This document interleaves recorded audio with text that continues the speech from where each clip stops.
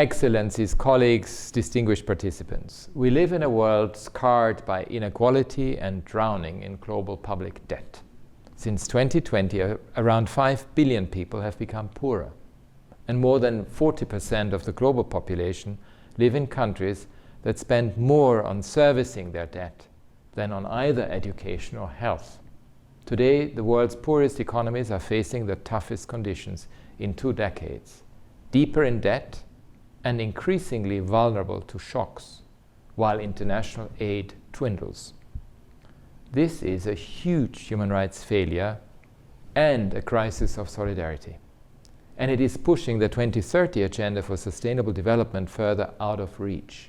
The global pandemic, the climate emergency, and increasing conflict all play a role. But the bottom line is clear. The widening finance gap between developed and developing countries is becoming an ever-widening chasm.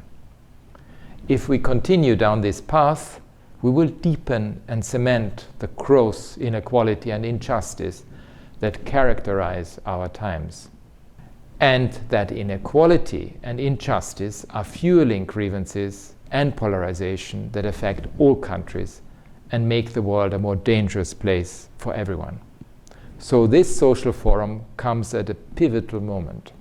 In the run-up to the 4th International Conference on Financing for Development in Seville next year, human rights, international solidarity, cooperation and partnership must steer our path from the Addis Ababa Action Agenda of 2015 to a new agenda in 2025.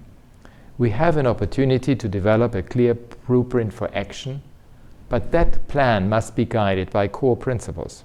First, we need to overhaul our international financial system to redress long-standing structural and systemic injustices as envisaged by the Pact for the Future. International financial institutions must support peace, human rights, and sustainable development. And we urgently need to tackle the high cost of debt with a more effective process for restructuring unsustainable sovereign debt. Second, we must strengthen international development cooperation. Increasing access to development finance is a crucial starting point, and the world needs a massive injection of resources to finance the SDGs. We have to prioritize concessional financing, including climate finance, for countries that have contributed least to the triple planetary crisis, but are affected the most. We must remember always that the right to development recognizes a special role for women and empowers all people to participate in decision-making. And we need to tackle global tax abuse, redesign the global tax architecture to make it fairer and more inclusive, and reform global tax rules to increase government resources. That means implementing progressive tax policies and ensuring that human rights are front and center during the drafting of the UN Convention on Tax Cooperation.